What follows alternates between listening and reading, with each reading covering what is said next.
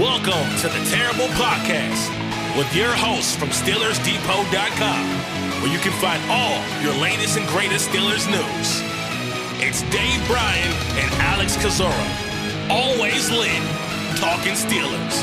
And now, here's Dave and Alex.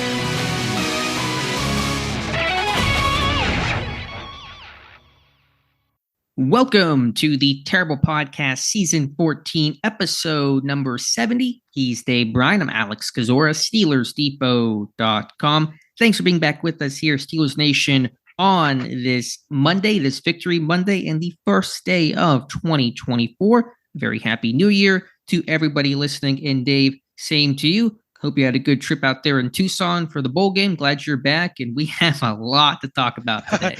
We do. We won't get into my trip too much, other than me thanking Ollie for having me and my wife out there, and nice accommodations up high in that suite, and it's everything that you imagined that kind of experience would be. I did realize that at my age now, I no longer like driving long distances at night. I already kind of knew that.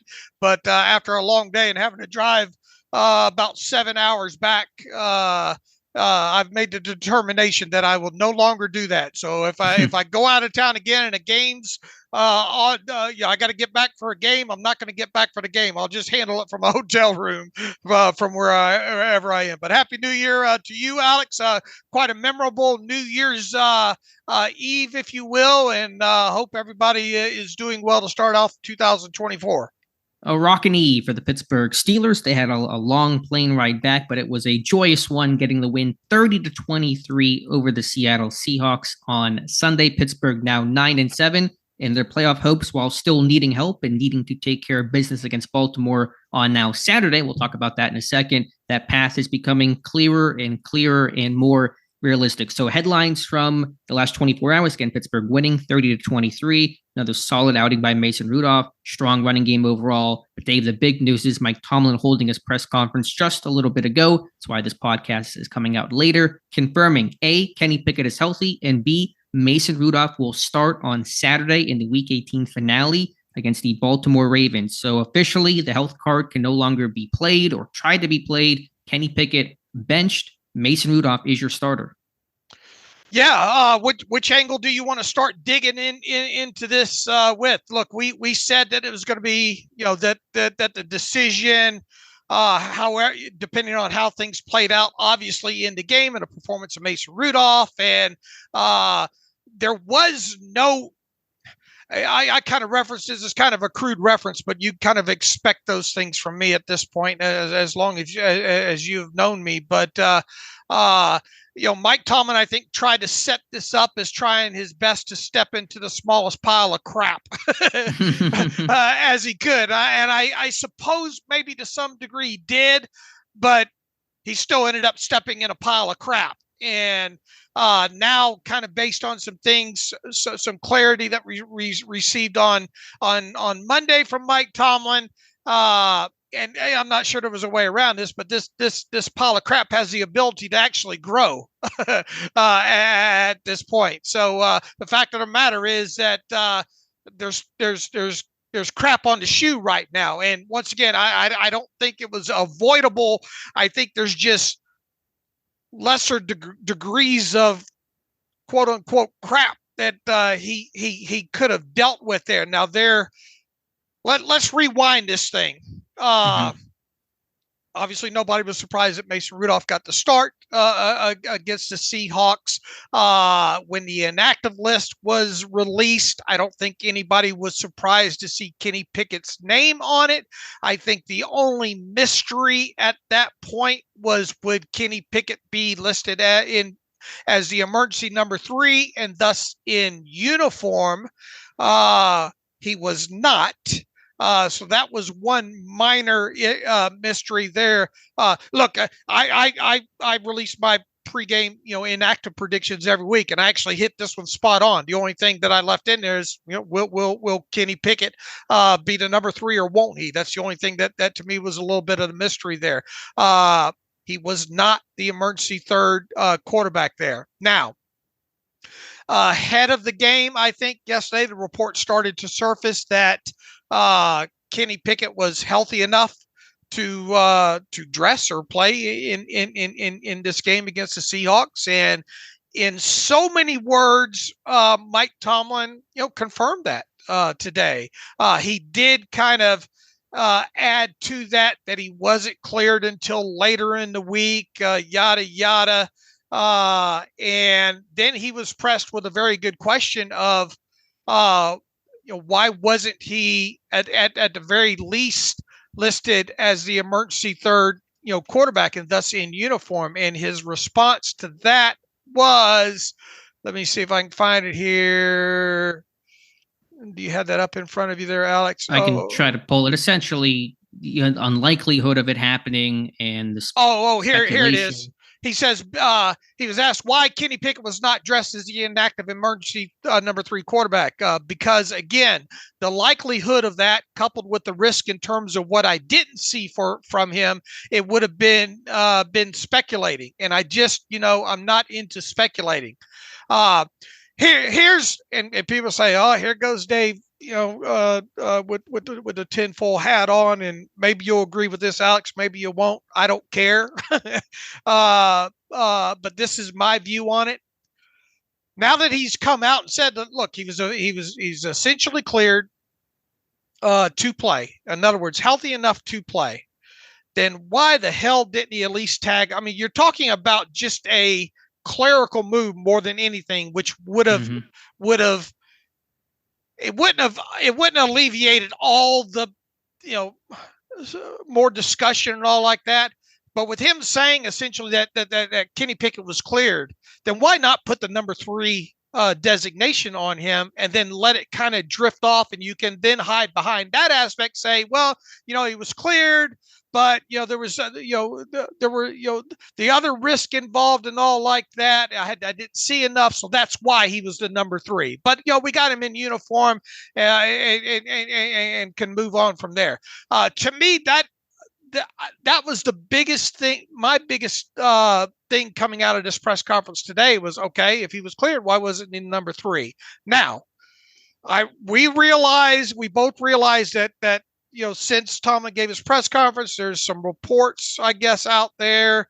I don't know, they speculative reports or they reports or what have you, saying that Kenny essentially refused to be the backup or something along those lines. Look, that may or may not be true. You would think something like that would flush out the next time that Kenny Pickett addresses the media, right? Well, I don't think he would say that. Okay. All right. Oh, well, or maybe he wouldn't. So we're going to be left to wondering, can anybody actually confirm that report? Okay. And sure. if indeed, because I mean, I don't want to come out there and say it's gospel, but then again, I'm not going to come out and say, oh, that's BS, Now, if it does come to surface that Kenny essentially refused to dress as the number 3, then shame on him. Okay.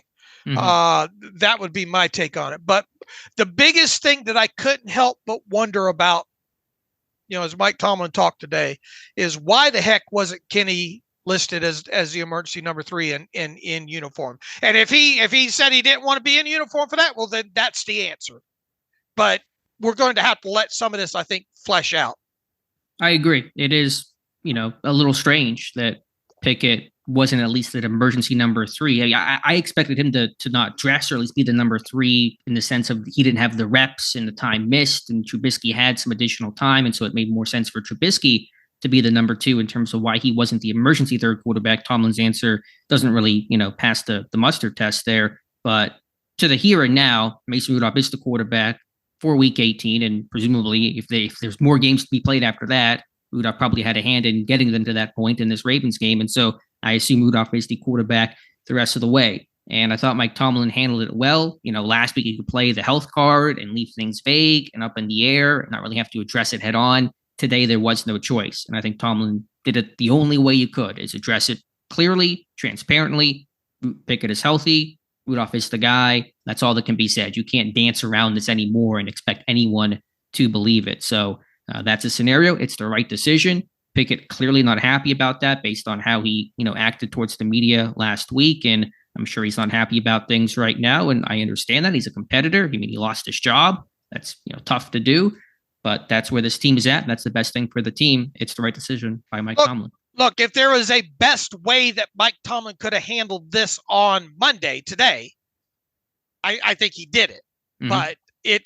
But we had said there's going to be some decisions, and obviously it's kind of highlighted by the reports pregame that Kenny was healthy enough and that kind of thing.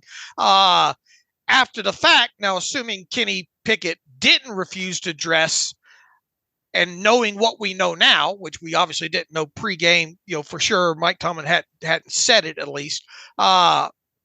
Hindsight, if Kenny was willing to dress, I think Mike Tomlin should have put him in uniform and gave him the number 3 designation, and then play it off as well. Like I had said earlier there. Now, why does all people saying, "Oh, get on with the game" and all like that? Well, why does this matter? Because it continues to linger out there about what does this mean for Kenny Pickett moving forward, and the quarterback room, and the future of this organization at such an important position moving forward. And right now, I think you can only define this in a few ways. A, Mason Rudolph is your starting quarterback right now. That's undeniable, right? Right. B, Kenny Pickett is not your starting quarterback right now. He has lost his job, correct? Right. Mitch Trubisky is not long for this franchise, more than likely. I want to be careful there, but I would tend to think that he's not long for this franchise.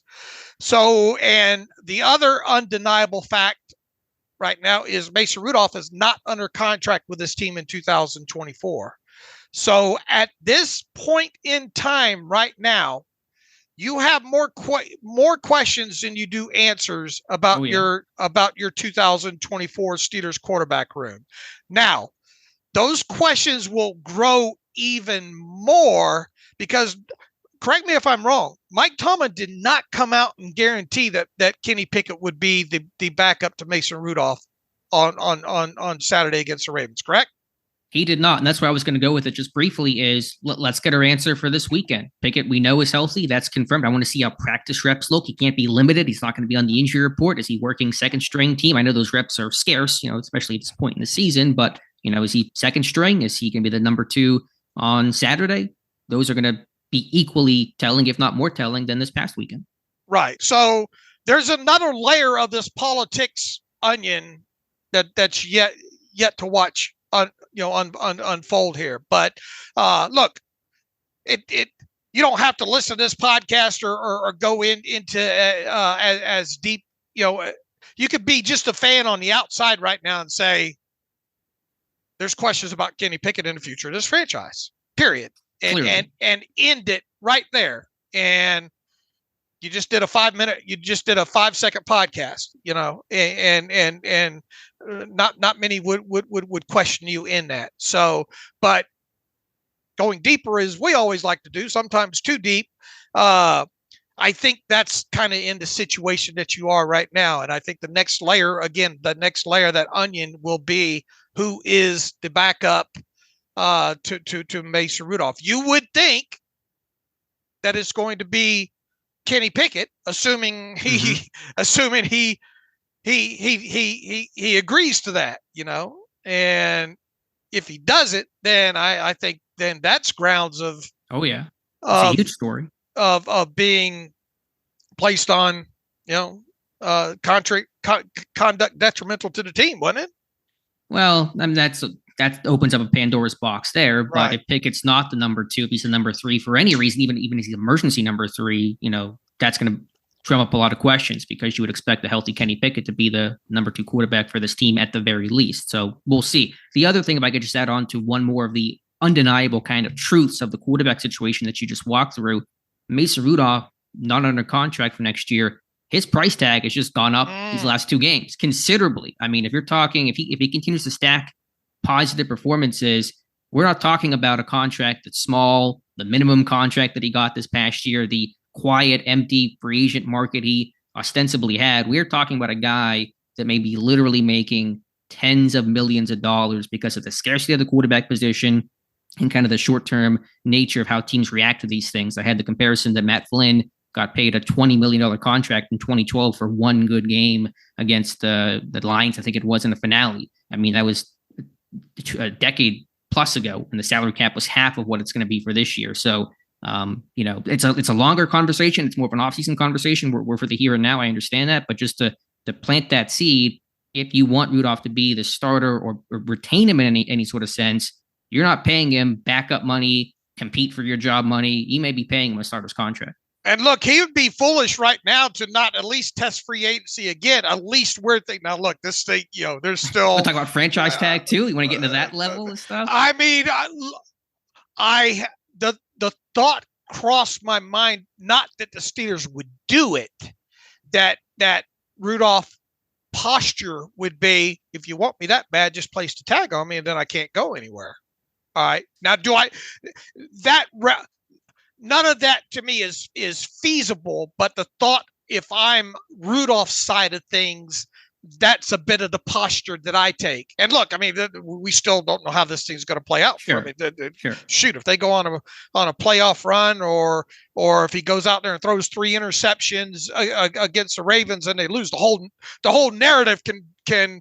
That meme where the car's going down the highway and it's screeching on the brakes and it takes that right exit, turn. Mm-hmm. I mean, there's still parts of this story yet to be written, but all we can deal with is what now? And no, Dave's not suggesting placing a franchise tag. I'm just looking at it on Rudolph's side of the negotiation process, and if he continues to play at or above the level that he's played in these last 2 games, then it's undeniable his price tag is going to remain up going into the offseason, and he'd be foolish just to sign anything that he believes is close to being below his presumed market value. And we've seen, look at what Mitch signed a couple of years ago, and playing 33 snaps or whatever with the Buffalo Bills.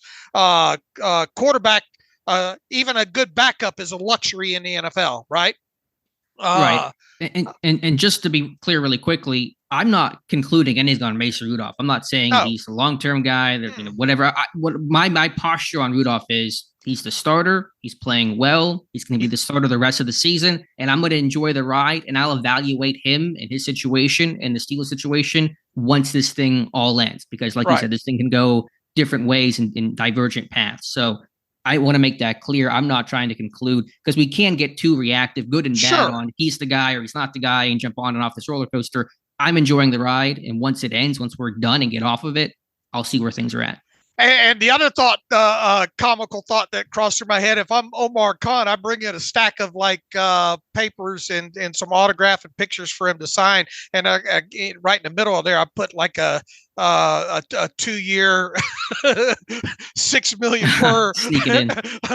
No, don't read that. Just sign it. No, I'm obviously being trying to make a funny there. But look, long story short, in the here and now, Mason Rudolph's made himself some money. He's not under contract for next year. Mitch Trubisky seems destined to be out the door unless he agrees to take that contract down to the minimum with no guarantees he stays. And then, I mean, other than McSorley on the practice squad, you would think that probably he's good. If he sticks to the rest of the season, he'll get a futures deal. But I mean, you don't have much to probably work with, or at least not on the surface to get excited about there. I mean, he has been a backup in the league, yada yada. So it's not out of the question that he would be signed to a reserve future deal after the season. But we'll see there. But long story short, I mean, you've once again, you've got more questions than you do answers about the shape of the Steelers quarterback room in 2024 than you did going into this game.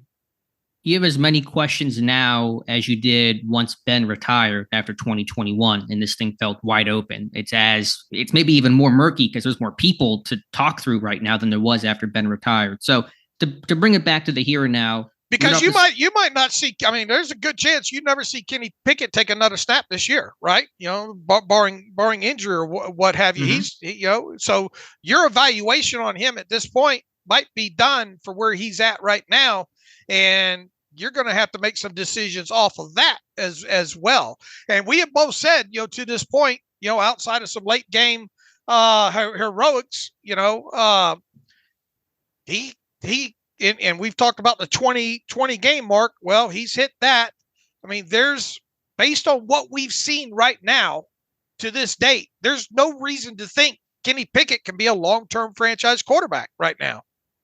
Sure, I understand that. And those are things this team will have to reckon with. And maybe the switch to Rudolph almost gives them that permission to look at other options, to evaluate Rudolph in the draft and free agent, possibilities. But those things are conversations down the road. We are a long cry from fire Matt Canada so we can evaluate Kenny Pickett. That was 6 weeks ago. It feels like an eternity ago. And this warmer's turned pretty dramatically. But again, I want to bring it back to the here and now. We'll have a whole offseason to really discuss Pickett's future, Rudolph's future, contracts, all that kind of stuff. Rudolph has started for Week 18. Good game against Seattle. It's the right decision by Tomlin, but let's be honest, it's the only decision Mike Tomlin could make. He could not go back to Kenny Pickett or anything else. Rudolph was the option in this pivotal must-win game against Baltimore on Saturday. Quick note on that. NFL coming up with their schedule late Sunday night. What was initially listed as a Sunday game for Pittsburgh against the Ravens at Baltimore is now Saturday at 4:30. They will be the first game of Week 18. Only one of two games on Saturday. The night game will be the Colts and the Texans. Short scenario there for Pittsburgh in the playoffs.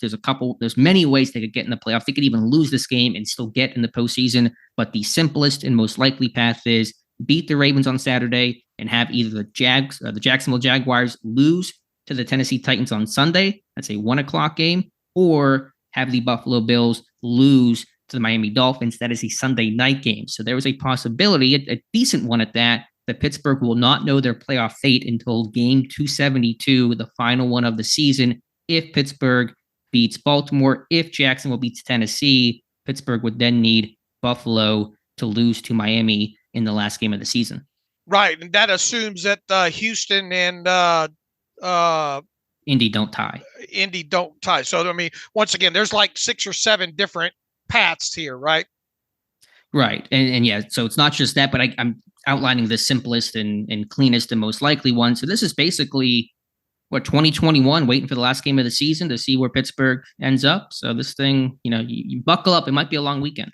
Yeah, for sure. And look, Mike Tomlin, in so many words, was asked today, well, what do you think about being the first game out of the chute, not having to scoreboard watch and all like that? I think that's actually a positive for the Steelers. First game, nothing's going to be on the scoreboard, nothing to stress or press about. You're the only show in town at that early slot on Saturday. But of course, when Mike Tomlin was asked about, does that mean anything? He says, we do not care. Sure. Would not expect anything else from Mike Tomlin there, but it does matter. I think this happened in 2019. The same scenario just played out a couple years ago where Pittsburgh in 19, they needed to beat Baltimore in the finale and get help. Baltimore rested their starters. They had locked up everything. And during that game, Pittsburgh was not getting the help they needed. And you kind of felt that team throw in the towel. And they were, playing kind of poorly and beat up and all that kind of stuff. And you could bet if there were other games going on that were important to Pittsburgh in Baltimore, the Ravens would be making it very clear and very visible to Pittsburgh what was happening in those games. So I'm with you. I think playing this first game without any distraction at all from about what's happening around the league is the best thing for Pittsburgh. And I'll take that a step further here. It's a short week for Baltimore, who's already got the number 1 seed in the AFC sewn up.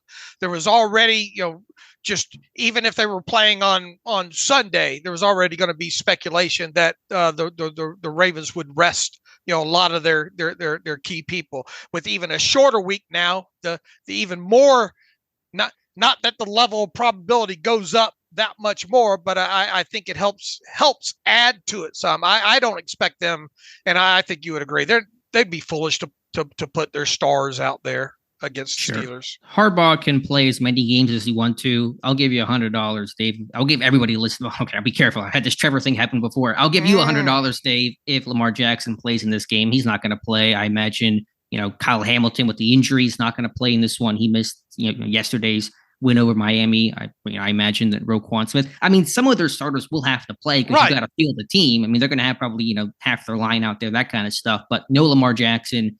I doubt Roquan Smith, Hamilton, maybe no Marlon Humphrey, those kinds of things. It does not guarantee a Pittsburgh win, but it certainly helps their chances. They will elevate 2 players from their practice squad on Friday, so that'll help alleviate. They will have an inactive list of 7 players. There will probably be another 3 or 4 players that, while not inactive, probably won't dress. But the fact of the matter is, and look, we saw a couple years ago, right, that they didn't dress a handful of people. By the 2019 game? What was that, the game? That was the scenario I was referencing earlier. Yeah, I think they rested starters. Robert Griffin started that game, that kind of stuff, and they still won. Obviously, Pittsburgh, I think, better equipped for a multitude of reasons to compete more strongly in this game. But yes, this scenario just played out a couple years ago. As Adrian told Rocky. Oh my goodness, the Rocky reference. Win. That's the only thing you concern yourself right now with on Saturday. Win the game. Period. Exactly. And that's good. The rest will take care of itself.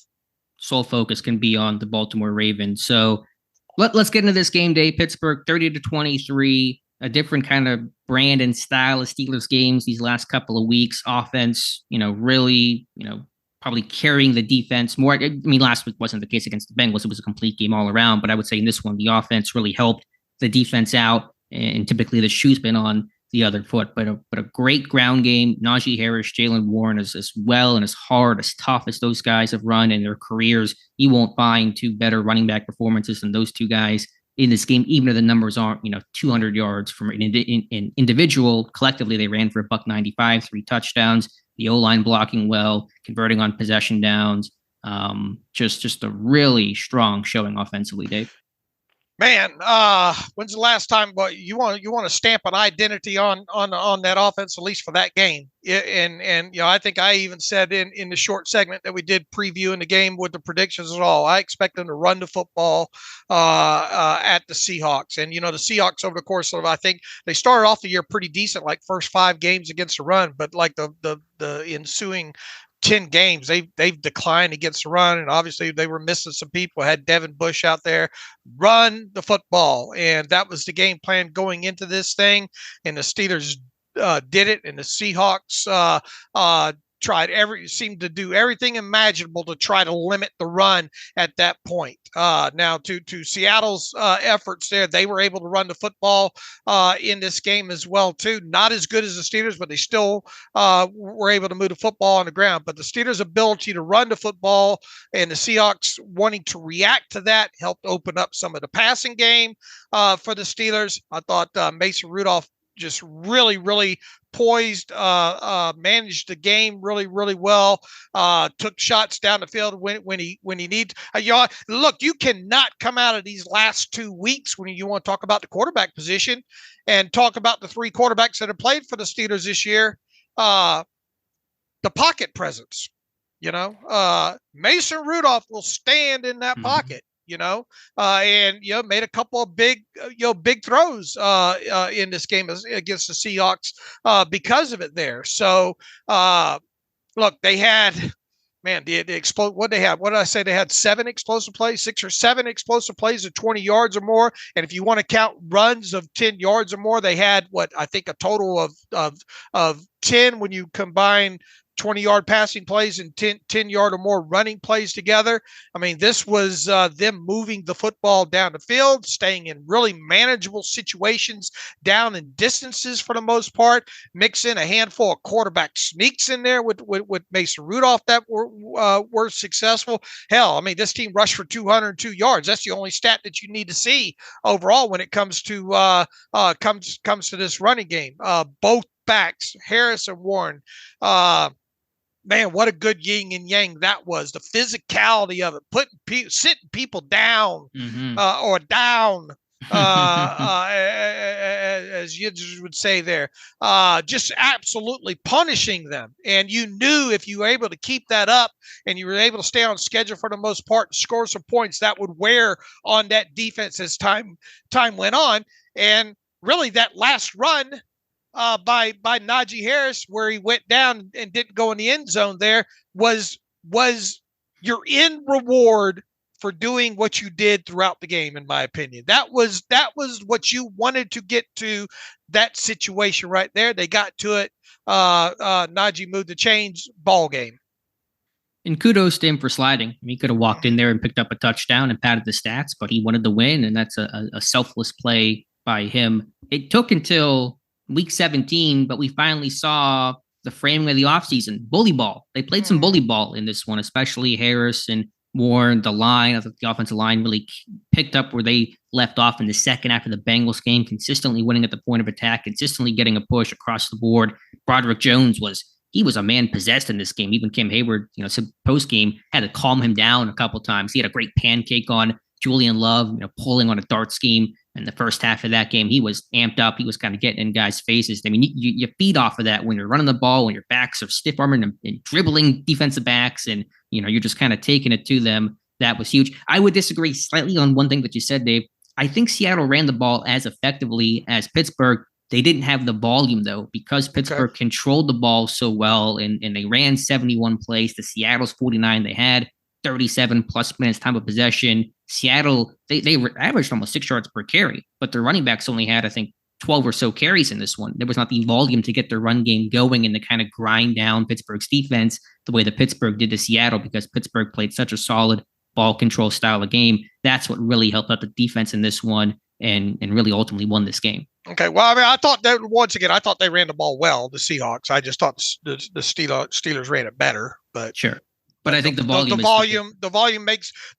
is what ended up making the difference as the game progressed. Mm-hmm. Exactly. Yeah. So really happy with that. I mean, they were 6 of 13. Look, Connor Hayward played his ass off in this game as a run blocker. You look at that one that sprung Jalen earlier. There were several good blocks on that on that run. Connor Hayward was one of them. There were at least 3 other instances, I think, in the TV tape that stuck out with Connor Hayward making some nice blocks in this one. And you're right, Broderick Jones, I think, really, really good game from him. Really all around good game, but specifically in the run blocking category. Say Malo didn't look like that shoulder was bothering him at all. And I mean, you had bodies, but go back to that game against the Colts a couple of weeks ago, talk about the running backs getting hit and going backwards. You had a lot of the pile moving forward, as Mike Tomlin likes to say, in this game, and a lot of very manageable down and distance situations in this game overall. And whenever you're ahead of the chains, it makes the guesswork a little bit tougher for the defense. And look, Seattle was trying to limit that run, especially in the second half there, but they just kept, and it wasn't from a statistical standpoint, once again, that the Steelers were killing them on the ground, I don't think, in the second half, because did you see what I tweeted late last night there? But the Steelers, once again, as you mentioned, they had the volume there. And even though a lot of those runs weren't huge runs, you had a 2nd and 3 run for 4 yards. That's a successful run, right? You had a 1st and 4 run for 4 yards. That's a successful run. You had a 1st and 10 run for 5. That's successful. What else in here? 1st and 10 for 4. You had a couple of negative runs in there a little bit later in the game, but at that point they were definitely selling out for the run. And then you culminate all that with your biggest run of the second half, that 12-yard carry for Najee Harris on, what was that, 3rd and 7 there? If you don't get that, I mean, yeah, you probably end up kicking a field goal there, but then you add in what you run into risk of it get blocked. All you open up a different can of scenarios other than just kneeling down the football. So once again, the volume that the Steelers had, particularly in the second half of their running game, sticking with it, despite statistically from a yards per carry aspect probably not being the best for them, they just bludgeoned them. They just wore them down. bludgeon's a great word for it. And during the week prior to the game, interim OC Eddie Faulkner talked about the effort, the strain they showed against Cincinnati. That was tenfold even in the Seattle game. You talk about the touchdowns that Najee Harris was, his individual effort on that first touchdown of muscling his way in and diving and just breaking the plane. Just the effort to show that was phenomenal. And then the second touchdown, the whole team carrying Najee Harris into the end zone, the tight ends, the offensive lineman, Harris churning his legs. Talk about effort and strain and like teach people what you want your offense to be. That's the energy that they're feeding off of. That's the intensity in which they're playing. They were the more physical team. This is a completely different looking team from the Colts game 2 weeks ago when they got their butt kicked on both sides of the line of scrimmage. And this one in the Bengals game as well, they were kicking butt and taking names. Okay, defensively, run defense, not as much, but offensively in terms of running the football, I mean, they are just delivering body blow after body blow. And it may not be, as you said, the knockout punch in that one moment. There is not one singular play, but it is just wearing defenses down. And so by second halves of games, they are just gassed. They're tired. They're waving the white flag, and Pittsburgh's just grinding out clock to win these games. Yeah, and once again, I think there was no better way to punctuate all what you did in the effort of continuing to stick with the run than that final 12-yard run by Najee Harris. And look, we haven't even talked about really the first half runs where all the highlights were, with the stiff arms and all like that. That's an important look. You don't get a break when one of those guys go off the field, especially in this game. No, and I know people always talk about thunder and lightning, and Warren is more explosive. He's, I guess, the lightning. But I've always said, what's wrong with thunder and thunder? Just more power and more power. Put somebody fresh on the field, and you have to, tired legs and tired bodies have to go deal with that guy. I mean, you just cannot bring these guys down on first contact. Their broken tackle rates are among the best in football. And Warren's one of the best numbers over the past 5 seasons. So, I mean, it just really embodies what this team needs to be, who those guys are, and they ran their butts off. All right, third downs in this game, 6 of 13. Is that legal? It is against non-Bengals teams too. They had third down success against somebody who wasn't Cincinnati. I don't know what the yards to go was in those situations. I imagine it was probably pretty good. They were in manageable situations throughout that game, if I had to guess. Mason Rudolph, 18 of 24 for 274. A couple of throwaways in there. One, just had to ground the screen. One threw it out the back of the end zone in the in the red zone to be safe. Another one threw out of bounds. And it's, look, this is good when you're remembering the few incompletions. Overall, one was up over the top of George Pickens on the sideline that he couldn't get both feet down in. Name another incompletion for me. I've already named like 5 of the 6 that he had. So you said the screen. Yeah, you mentioned the screen. Yeah. Trying to recall, but it's good when you can vividly recall the incompletions of a quarterback in the game. I think at least when it's that few. Sure, it means there weren't many of them. Right. Honestly, though, my favorite play of Rudolph the entire game was, and you referenced it, an incompletion, throwing that ball. It's 3rd and goal, play action, trying to get kind of a quick pop pass to Allen Robinson down the seam. What was the score? What was the score then, Dave, on that situation? 30 or 27-20, I believe it was. And so instead of trying to make the risky play, and Rudolph talked about this afterwards, maybe I could hit Robinson back shoulder, just throw it into the 10th row, kick the field goal, go up 30-20 with 4.5 left, 2-possession game, and you got a really good chance to win this one. So when it's been appropriate to be aggressive, you take those chances. But when it's appropriate to be smart, sometimes a throwaway is the smartest thing you can do, the best thing you can do for your team. It was in that instance. So it's kind of one play that, to me, embodies, what has made Rudolph, what has made this offense as successful as it's been. My favorite stat of these last 2 games, Dave, is 0. That's the number of turnovers Pittsburgh has had on offense in these last 2 games. And we've harped on it this entire time, this whole year, and even last year. Pittsburgh, when they do not turn the ball over, they win. When they turn the ball over, they lose. And that's true for most teams, but even more true for Pittsburgh in terms of, they can have one turnover and be 1-1 in differential, but they're probably going to lose that game. For other teams, it may be they may have higher odds. For Pittsburgh, they have to really take care of the football. And so you're putting up points, you're getting 30 burgers on the board without the turnovers, without the high risky throws. And that is why Rudolph has been so efficient. What he's doing are things that Pickett and Trubisky were unable to do. It's why he's the starter going forward. No, I just recalled another one in my head. That one where they tried to leak Freiermuth out that nobody was fooled on, and it got batted there by the defensive end, knocked down. That was another one of the incompletions there. But look, you can. I mean, how many interceptable balls were there even in this game? None, right? I can't think of one, and there weren't any last week. So, I mean, it's been really, really clean from Rudolph. Right. So, and how many times do you see somebody get as wide open as Deontay Johnson was on that one explosive play? That's the stuff that we talk about throughout the season, man. It's frustrating to see these other teams, other offenses get these freebies every now and again. And what that was a byproduct of the running game. You know, all three of those linebackers get sucked up in there.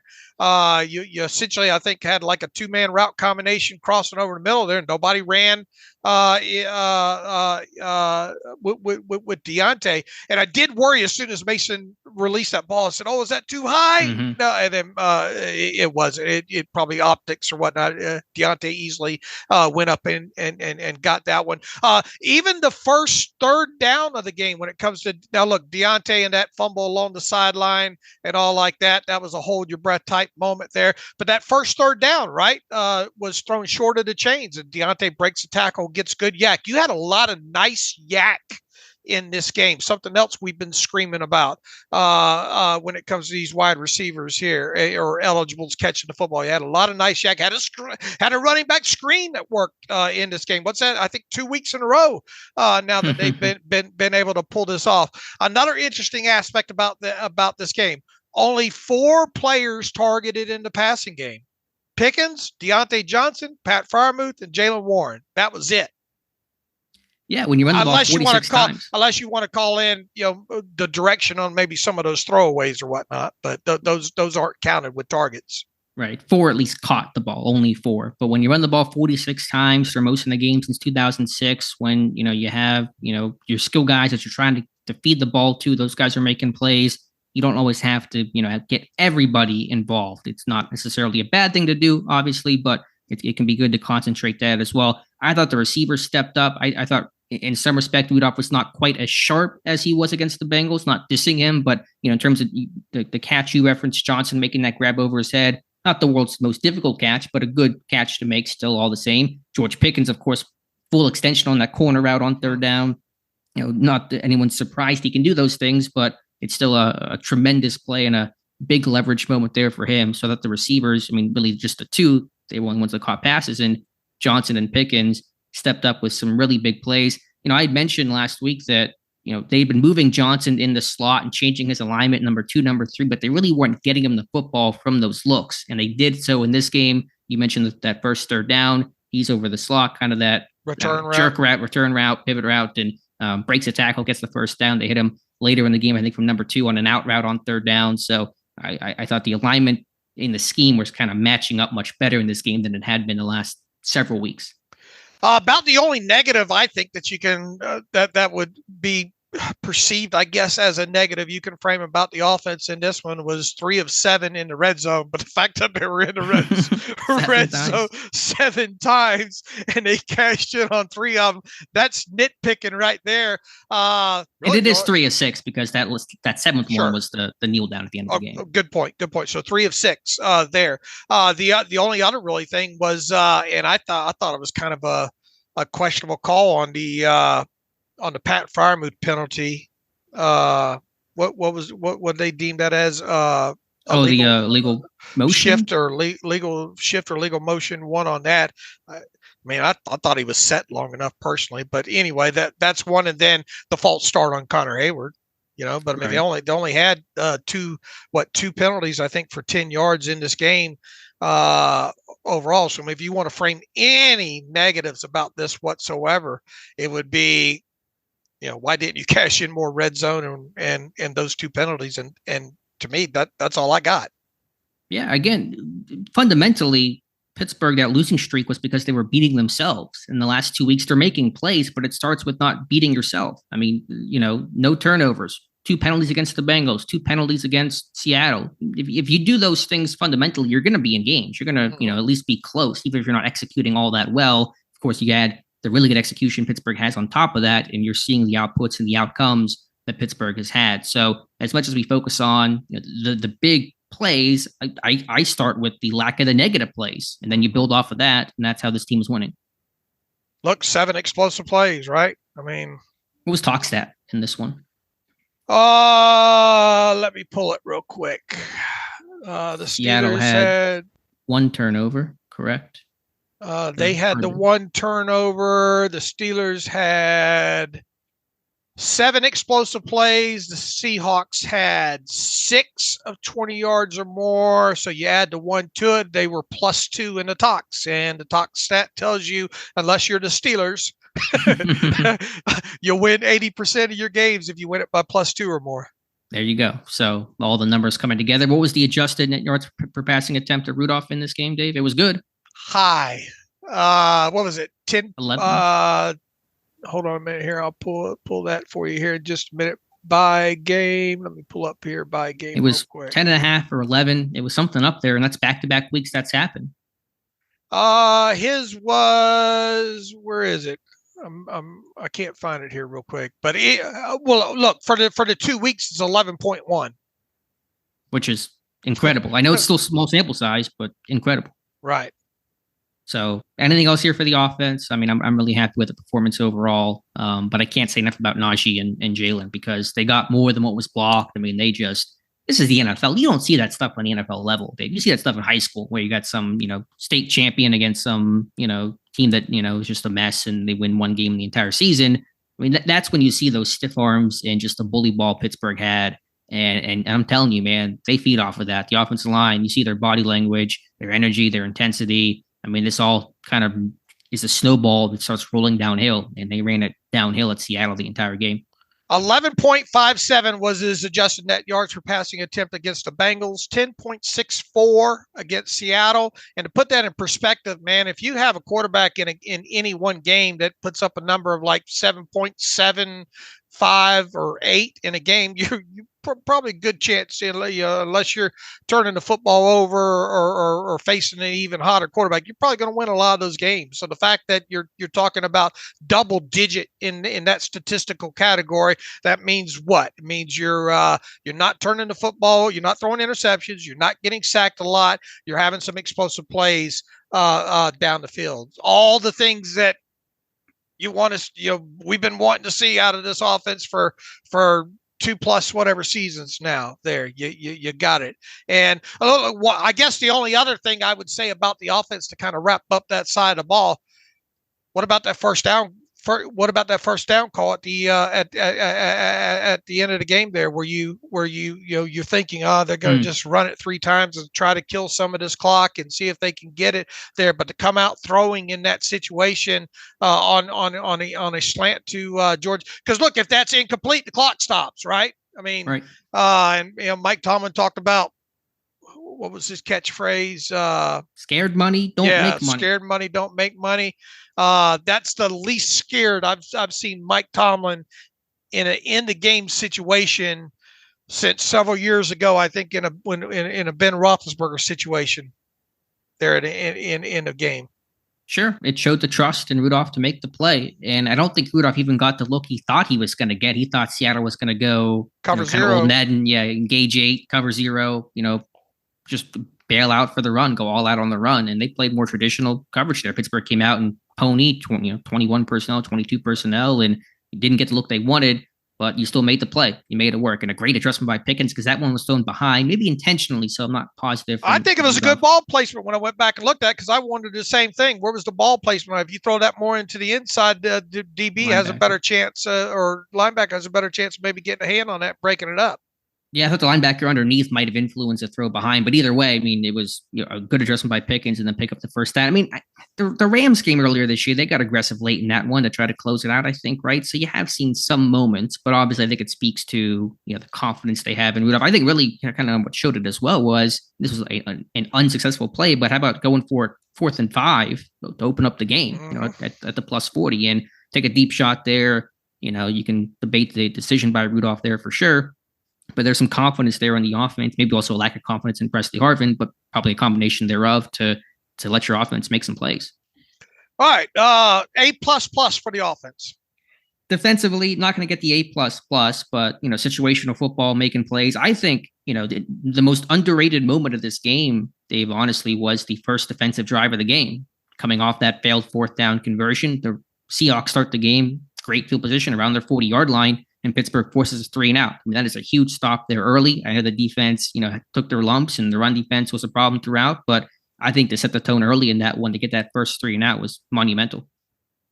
Because of the sudden change aspect of it, and where you're giving it up and you're expecting, well, man, if they could just get out of this with only giving up a field goal in this situation, it served as a semi-tone setter. Yeah, sure, I'll go with that. And where did Pittsburgh start that next drive at? I'm not entirely sure. Might have been a touchback. Let me check. Yeah, it ended up being a touchback there. So they didn't get pinned deep. You think about, okay, they're at the plus 41. Seattle is to start that drive. But even if they don't get points, they probably pin you back inside your 10. And you got to climb out of a hole. Instead, Pittsburgh's at the 20, and they go in a touchdown drive to make things 7-0. So again, defensively, there were some issues in this one, no doubt. But I just thought that tone-setting moment early was really good for Pittsburgh. As far as the defense goes, Mike Tomlin talked, I think, not worried about the tight ends before the game. that kind of had me a little bit concerned. And they obviously tried to use the tight ends in this game. Noah Fant, 5 for 59. Parkinson, 2 for 38. I think those are the only 2 tight ends that they had targeted in there. So they had 7 for 97 yards out of their tight end position, but I think each had an explosive play in there, but they weren't double or triple and standing in the end zone explosive plays on it. You had to know at some point Metcalf was probably going to eat a little bit in this game. He did. Middle of the field, once again, got exposed in this game. I thought tackling as a whole wasn't bad by the Steelers. At least they seem to have been tackling the catch for the most part. Wasn't I don't remember getting that upset with missed tackles. I guess Josh has got a missed tackle report coming on that. What does PFF have on missed tackles? There was some run game stuff about the Kenneth Walker touchdown, the play before. That was bad gap. That was bad gap. Well, yeah, I was saying the play before. You had Riley missed the tackle out on the edge, and then I think there was some poor run fits. Robinson might have gotten held there a little bit, but I think on that drive and some of the run defense, there was some. Walker was juking people out of his shoes. He's a really fun back to watch. But yeah, I thought in terms of tackling the catch, Metcalf wasn't breaking tackles, and Lockett and Smith and Jigba weren't busting off yak and that kind of stuff. PFF has them down for 5 missed tackles in this game, and usually Josh's numbers come out usually really similar to that. So what was Seattle in this game? I'm just curious. More than 5. Let's see. They were 20. Good God. 20. Oh my goodness. I mean, they were one of the worst tackling teams coming into this game, averaging about 7 misses per game, but 20. That might be a season high for any team, if I had to guess. Yeah, a couple of them boys got sat down. Oh yeah, for sure. So, other than the leaking in the defense, obviously the run game they were able to hit, and you made a good point earlier in the show that maybe look, I thought Geno Smith played a hell of a game. They're a good offense. Seattle has a good offense. I thought, and they could, in a few opportunities, the Steelers didn't do a great job overall with pressure. Now, there were some times Geno held the ball and either Watt missed him or, they just missed him. And it felt like every time one was the third down play on the touchdown in the middle of the field, I think, to Njigba. You have maybe a little small opportunity of shutting that down on third down, and he ends up making a play there. But Geno Smith, in my opinion, is not the reason why they lost that game. No, not at all. Again, I think their group of eligible players, of skill guys, are as talented as maybe any team in football. I mean, the top 3 receivers, the top 3 tight ends, the top 2 running backs. I mean, and Geno, a quarterback, is a really, really good group. So you knew Pittsburgh was going to probably have some pains in this one. I want to see the run defense be better. That was more alarming to me than maybe the pass game type stuff. But they battled, and then one Nick Herbig in his 1 or maybe 2 snaps of the game, just doing Nick Herbig things. Guy barely gets to play. When he does, he makes most of his chances. He swims over the chipper of the back and dips and rips under the left tackle former top 10 pick in Charles Cross, knocks the ball out and recovers it. I mean, man, I love listening to Brian Baldinger. I mean, he just loves that Nick Herbig tape, and it's just so much fun to watch. It's fun to watch Baldy watch Herbig, but it's also just fun to watch Herbig because this dude's just a baller. And you had to feel once you got into that late game situation. I know I did. Man, they got to get it. Where's the takeaway at? Where's that? They're going to need one takeaway, key takeaway in this game. And to be quite honest with you, before we jumped on, the all 22's not out. I screamed through the TV tape like 3 different times on fast forward to see if I could pick it out. I only saw one snap out of Herbig. Did you find the other snap that he supposedly had? I went through my full charting, only one snap. I went through it again. I've seen only one snap. So if somebody sees a second Nick Herbig snap that's not the sack, let us know. But to my knowledge, and I assume I'm wrong here because usually the snap count guys are 100% accurate, but I only have Herbig down for one snap, and that was the sack fumble. How's that for contributions? One snap, the hat trick there, right. Sack, strip, recorded recovery there in that situation. So good on him, man. I had that stat up earlier on Twitter this morning. Here he's played 100 and here is his breakdown on a defensive side of football. 178 total defensive snaps. And that might actually be 177. Nick Herbig has 22 combined tackles, 3 sacks, 5 tackles for loss, 3 quarterback hits, 2 forced fumbles, and 1 fumble recovery. Ain't nothing wrong with that. When that guy's on the field, he's showing up. And we've said that a few times throughout the season here. Man, he only played 6 snaps. You knew when he was on the field, a couple of them. And if anything, is a testament of when he gets on the field, he's getting his money's worth. That one snap against the Seahawks was that, because I don't know if you want to call that a turning point in the game, but it damn sure didn't hurt. His per snap production, I said this last night, might be the best on the team, even better than TJ Watt. I mean, I had the stat a couple weeks ago, and I'm just kind of pulling some quick and rough numbers here.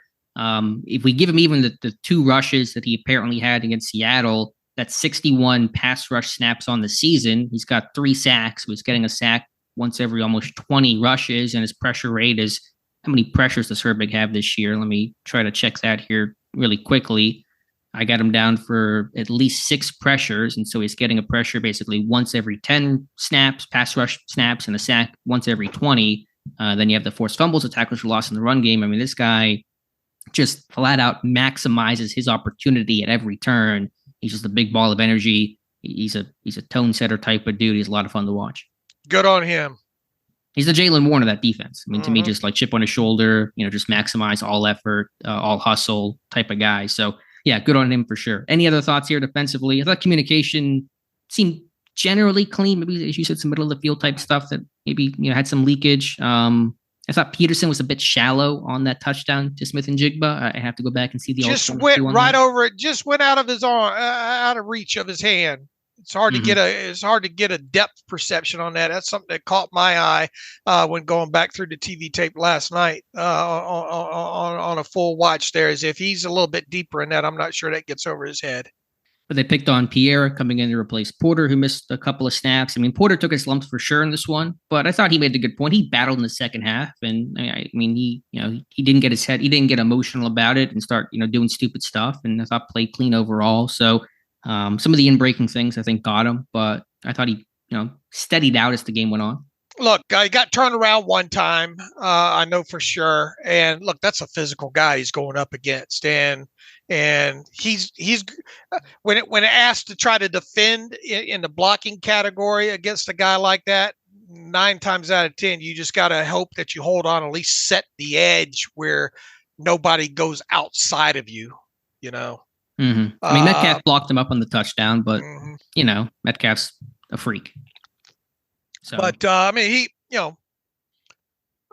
for lack of it's a growing experience for him. He's now faced that kind of guy, And it wasn't an awful game. I mean, that's his worst game, But we're kind of spoiled by, I think, how well he's played. At least no penalties, right?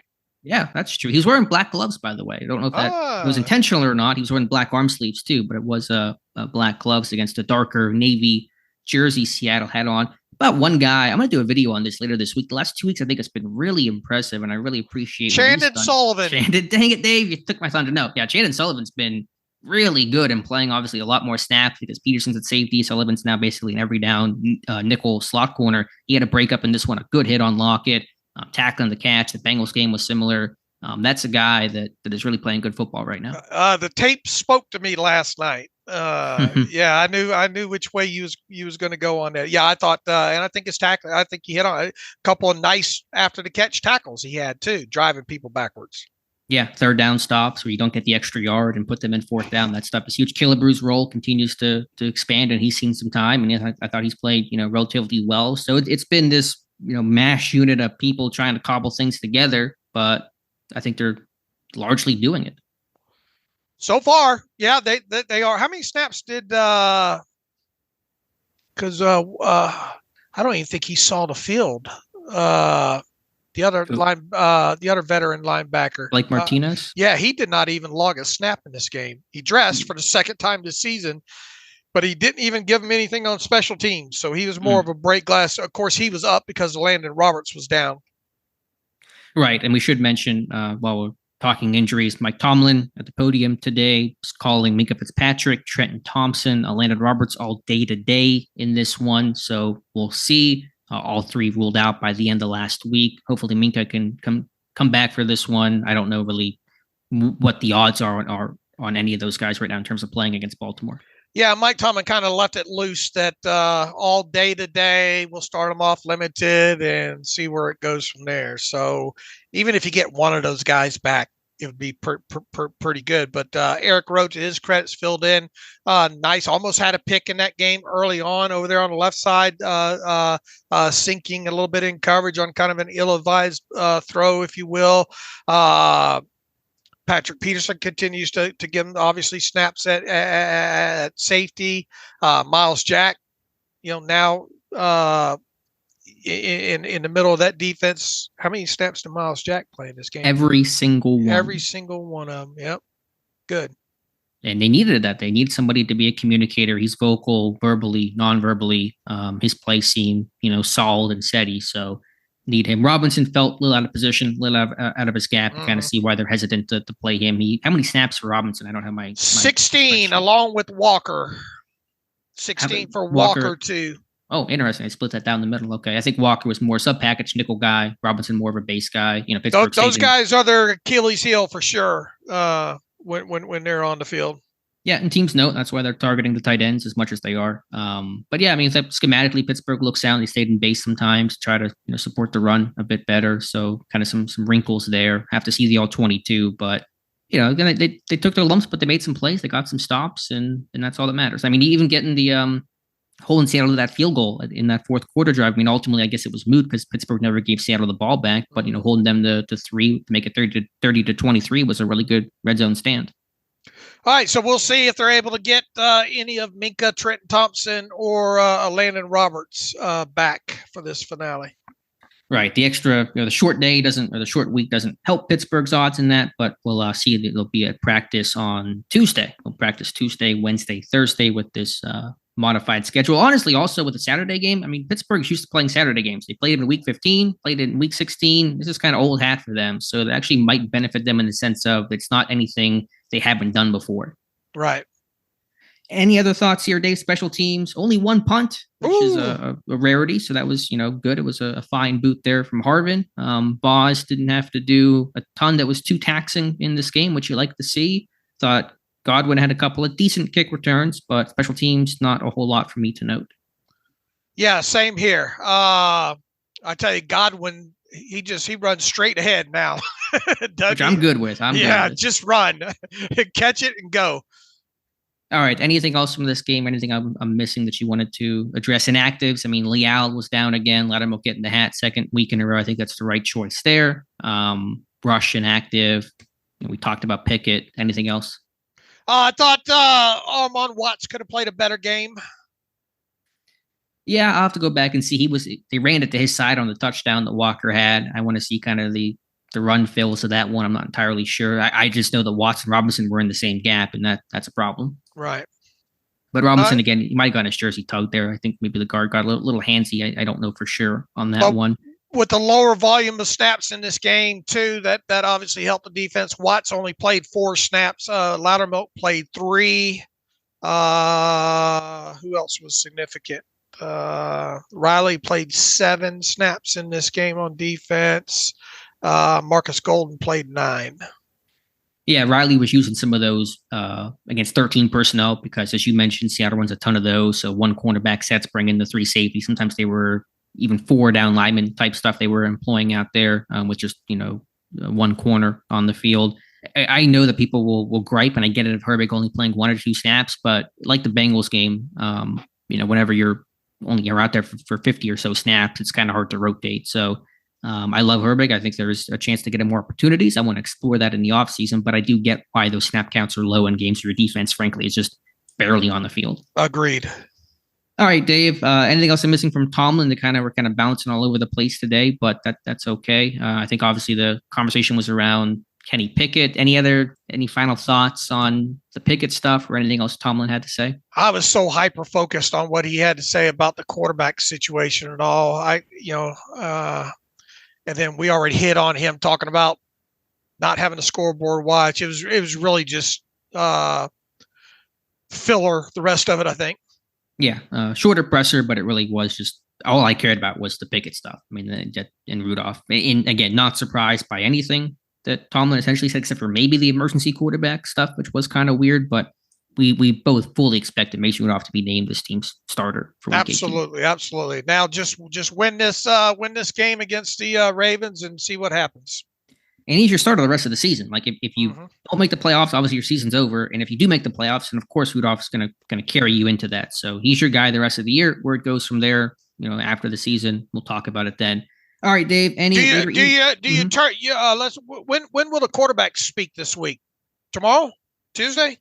They usually speak on Wednesday, so I would imagine tomorrow, but I'd have to go back and check previous Saturday game schedules. And last week they had both Mason and Kenny speak, right? Does Kenny speak? What is he gonna say?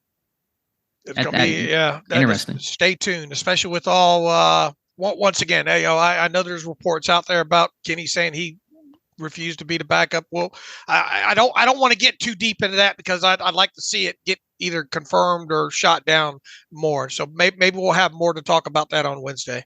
That's a fair point. All right, Dave, let's get through some reader emails to close out today's show. Just a reminder, no live stream. That's our normal schedule. We'll be back next week, but just a reminder for those who maybe were wondering. But what's in the email machine, Dave? All right. Cameron Andrews writes in, hey, David Knox, Happy New Year. Thank you for all you do for the Steelers community. Quick rant about the NFL scheduling. We had 2 Thursday night games while some teams didn't have one. Another Saturday night game after playing in Seattle. Thanks, but no thanks, NFL. Question, if Mason beats the Ravens and the Steelers do re-sign him this offseason, would quarterback 1 job be an open competition between him and Kenny? And what position would you adjust first in the draft or would you address first in a draft or off season? Cornerback, defensive line, safety, inside linebacker, right tackle. Thank you, fellas. Let's have a great year ahead of us. Cameron, with all due respect and all for the draft stuff, man, we're going to have that's coming, brother. Look, I think we've loosely kind of named several positions and several ones that you named there, Cameron. You can certainly, I mean, you don't have center on your list. You better have center on your list. Right, Alex? Well, the Cole snaps were still an issue in this game. Right. Nitpick some of the negatives. Right. Cameron, you've done a good job of listing positions there. I don't know if let's wait on adjusting which one first in the draft and save some of that stuff after the season here. It's going to be obviously talk about the whole Mason thing. Will you re-sign him? You would assume that, if Mason of all people is re-signed, that he would think that it would be enough money where you're thinking about him as a quarterback 1 position.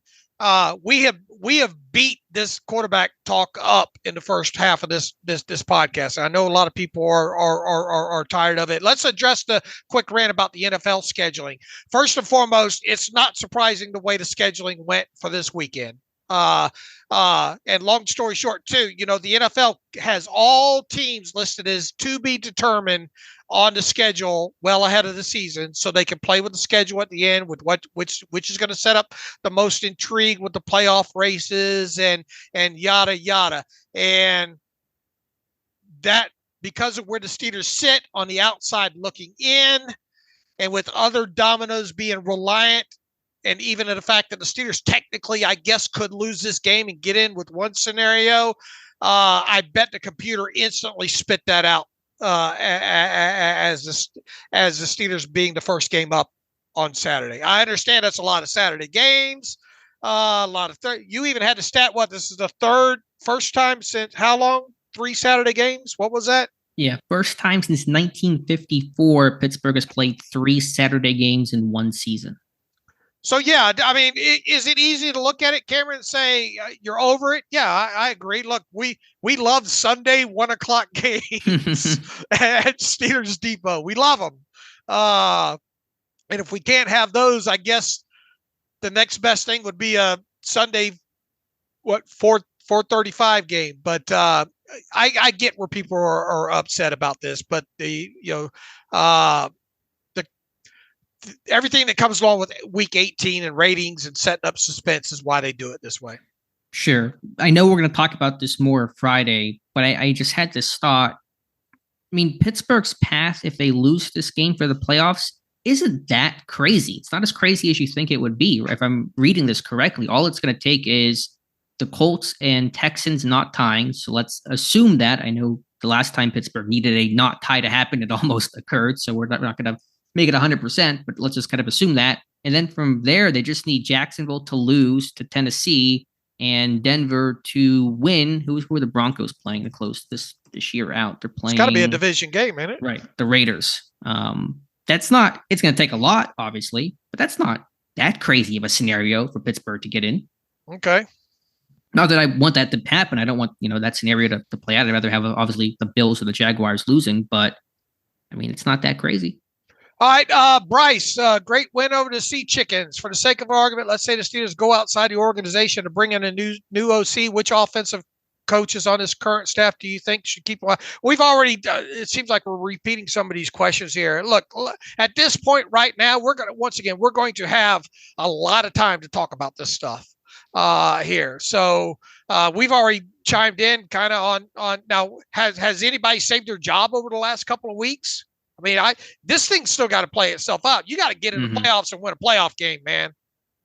Yeah, if they lose to the Ravens or don't make the playoffs, we're having the same conversations of, winning season or non-losing season streak continues for Tomlin, but no playoff wins. It doesn't really matter. So this thing can still turn sour pretty quickly. I did make a note the players really gave the coaching staff a lot of credit for the game plan this week. I think many guys, credited how well the coaches prepared them, and Mason Rudolph in particular shouted out Pat Meyer, the O-line coach, for the game plan, the run plan, the checks, and those kinds of things. So we'll see on Meyer, but it's not going to shock me if he returns. With his blazing speed, why do you think we don't see more rub routes, crossers, and drag routes from Calvin Austin? This would give him more opportunities to run away from guys. Look, I mean, you could make the same argument maybe for a guy like Deontay. Why aren't you seeing more of that out of him? Now you are, as Alex highlighted earlier in the show, seeing Deontay out of the slot more and all like that. You would like to maybe be able to implement Calvin Austin a little bit more in the passing game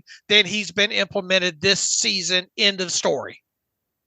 Sure, I would, or at least I'm not against it. I think this team doesn't still quite know how to best use Austin. And listen, your goal is to get your best players, your best weapons to football, and they've struggled to get Deontay and Pickens to football throughout the year. So that's primary objective number one, and the rest matters a little bit less overall. I mean, their slot production has been really poor from their kind of true slot guys last year, this year, and I want to see that improve. But as long as the ball is getting to Johnson and Pickens, and they're winning and producing, then I'm good with it. All right, brother Luis Diaz from Mexico City back with us. Alex, Happy New Year. In the last two games, I noticed a couple situations that the Steelers did with Rudolph that they have never done with Pickett. He says by the end of the first half versus the Bengals with under a minute left, they were throwing the ball even on 3rd and long, resulted in a field goal. By the end of yesterday's game, threw the ball to Pickens to practically seal the game. The question is simple. Do the Steelers simply do not trust Pickett to perform under those situations? My very best regards and thanks for all the work. Wishing you a great 2024. Thank you, Lewis. Look, it's a fair question to ask. It is, yeah. I mean, the bottom line is the bottom line. When your offense is producing and you're playing well, you have more confidence, you have more trust, and you're more likely to do some of these things we're seeing with Rudolph. I think it has happened with Pickett maybe a bit more than people are remembering. The Rams game is a good example of that. But yeah, I agree overall. I mean, when your offense is putting up 30 points per game, that's going to build some trust and some confidence to let them go do their thing. That's natural. If your defense was playing amazing, you'd have a different philosophy, with how you approach those guys. So it's just kind of basic, philosophy in coaching. Lewis, you can, at this point, you can question simple. You could question where they are on Kenny Pickett, period, right now. End of story. Like we said at the top of the show, there are more questions than there are answers about this 2024 quarterback room, even after this Seahawks game. Oh yeah, it's wide open right now, Dave. I don't know where it's going to go. It's going to be the conversation of the offseason. I know that already. From there, we'll see. Deshaun Campbell back with us. Sup, guys? I'm sure this topic will be covered, but you have to ask anyways. If Mason is re-signed, do you see a quarterback? Another kind of a similar question what we got earlier there. I mean, does Kenny play out right? Give him the starting position next year, because we all know the moment he starts slow next season, the fan base will be screaming for Mason if he beats Baltimore. Look, once again, this Deshaun, the only way I can answer this is I don't know which way this is going to go right now, period. And you have to – the only thing I know right now is that there are a lot of questions like the one you are giving us here. And there is going to be a lot of speculation, especially if Kenny does not play another snap the rest of the season, if Mason Rudolph plays at or above man, if this guy gets you into playoffs and wins you your first playoff game since 2016, right? Mm-hmm. Man, the chatter's going to be, and once again, I share, we hit on this. I'm making a show longer, but I don't give a crap. People will listen to this, shut it off. The Steelers never do contracts in season. And I don't think that they'd be able to get one done with Mason right now. Anyway, he'd probably say, "You guys hold that thought right now." I might seriously consider going after him to see what it would take to get him done. Right now. Are you saying like in March? I would call his agent right now. Let me put it to you that way. Hey, what's going on? I just want to take your temperature. I think he'd say what you said. We'll get back to you in March. Because there are a lot of questions right now, and there's no guarantee Mason comes back. No. I mean, the only answer I can give to that about Rudolph and Pickett is if Rudolph is tracking and continues to track in this direction, even if they don't make in some respects, if he doesn't make the playoffs, it might almost be the best thing. You play well against the Ravens. You don't get the hope that you need. You don't have a playoff game where you might kind of get, tossed around some and kind of end on that note. Bottom line is, let's just assume for a second Rudolph plays well against Baltimore. The season is over. That's 3 really strong starts. That is not going to be a cheap guy to retain. And so the contract may, in some respect, if you play this thing out, if Pittsburgh were to bring Rudolph back, maybe almost just set in stone that Rudolph is your starter. You're going to pay this guy, I don't know. What do you think the number might Lord. be? I'm going to sit down the rabbit hole. The meter's running. Right. But we're talking at least $10 million per year, I think, for the going rate for a quarterback these days. I mean, what did Mitch get on average a couple of years ago with the incentives? I mean, without the incentives was something like, what was his average yearly value? Like 7 point something? Yeah. I mean, I think Rudolph's going to be above that just with the cap going up. And obviously, Trubisky, like you said, was, the backup in Buffalo. You really weren't basing it off of recency type things. And I'm saying the going rate for like a quarterback is insane. It's, $40 million for top end guys. But for Rudolph, I mean, I think we're talking at least $10 million per year. And if you're paying the guy that's going to be your starter contract right there. Here's something else we forgot to think about real quick here. If he does leave you in free agency, he's got added compensatory value, albeit not for the next draft, but the following draft, right? Right. That's true. Yeah, that's a fair point. But I mean, you just wonder, could he price himself out of Pittsburgh? Yeah, you do wonder about that. And I know we're going to, okay, I'm sending you down the rabbit hole too. But if you bring back Rudolph on a starter contract and Pickett's not happy, do you call around some teams and say, you guys like Kenny Pickett come out of the draft? I mean, those are the conversations we're going to have. Yeah, but I mean, what you would get versus at least having a guy that's played be a backup then, and you're already going to have backup questions even if you do resign, you know? So, yeah, I mean, once again, I mean, the fingers on this thing as far as off-season conversation is already more than one hand now. Right. I'm just saying it's awkward to keep your franchise quarterback from a year ago as your backup now, who's not happy in that position. You know, if you're moving on from your franchise quarterback, move on from your franchise quarterback. You know what I'm saying? I'm not advocating for it. I'm just thinking out loud. And if I'm Mason, I'm going to make sure I sign for enough where you have to think about twice making this a quarterback battle. Yeah, I think Rudolph could sign a contract that doesn't make it much of a battle. You know, that's kind of what I'm getting at. All right, one more for Todd from Todd Gensler here. Hello, fellows. Happy New Year, Dave. Same question regarding 20 games for a quarterback to have some semblance of his play. Currently, we have Mason Rudolph sitting at 12 games. His play processing, footwork, and poise are actually very impressive, he writes. Question, is he the future of Pittsburgh? He seems to much better already compared to Pickett. I really think the Steelers moved off of him way too soon. Wanted a mobile quarterback to operate Canada's offense, and that's why Mason was passed over. Finally, will Tomlin and the Steelers accept the fact that they whiffed on Mason and co-sign him seems like a typo here. Consign themselves to? Well, it's co-solder. So there's some sort of misspelling there. Similar to how the 49ers cut bait with Lance and anointed Purdy the starting role. Even keeping Pickett around isn't such a bad thing. And then he says thoughts. Well, once again, Todd, we're going to have so much quarterback conversation here. This thing's still yet to play out too. What God forbid it happens. But what if he goes into Baltimore and lays an egg? True. We're going to have a whole different set of questions next week in the emails. Yeah, it's going to be a muddy mess of go find door number 3 probably. But yeah, I mean, listen, it's day 1 of 2024. And for the next 360 something days, we're going to be talking about Pittsburgh's quarterback situation. So it's buckle up. It's going to be a long ride. Here's the thing. If you're listening to this show, man, what a roller coaster ride this season has been.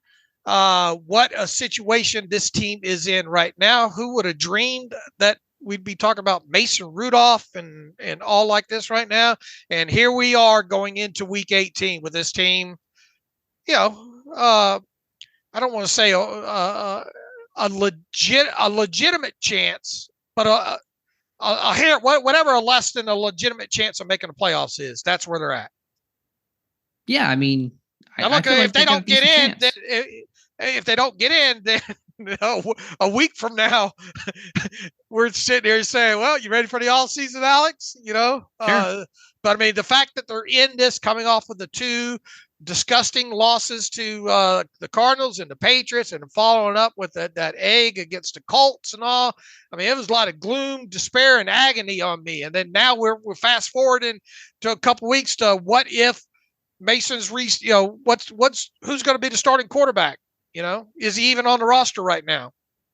Yeah, I mean, and what a crazy couple of weeks for Mason Rudolph to go from number 3 to I'm dusting off my resume and looking at commercial real estate ideas to I might be a really high paid, or well paid quarterback next year in the NFL. So this has all happened in the last month or so. It's pretty wild. All right, I am rambled out. I had a lot to say. But, yeah, making up for lost time. Glad you're back, Dave. Really fun show today. We'll be back on Wednesday, and who knows what it'll look like on Wednesday. All right. Until Wednesday, He's Alex Kozora. This is the Terrible Podcast. We'll mix it up here in New Year. As always, you can follow me on Twitter at Steelers Depot. You can follow Alex Kozora at Alex_Kozora. You can follow the show at Terrible Podcast. Email the show, theterriblepodcast@gmail.com. If you like what we do, and hopefully you do, donate to the cause, SteelersDepot.com. Hit the donate button. Also, if you'd like an ad-free version of the site, SteelersDepot.com. Hit the donate button or hit the ad-free button up right navigation bar. How long did we go today, Alex? I don't know how long we went. About hour 20, not too bad. Yeah, feels like I rambled a lot more than that, but I guess not. So until Wednesday, as always, thanks for listening to the Terrible Podcast with Dave and Alex. Happy New Year.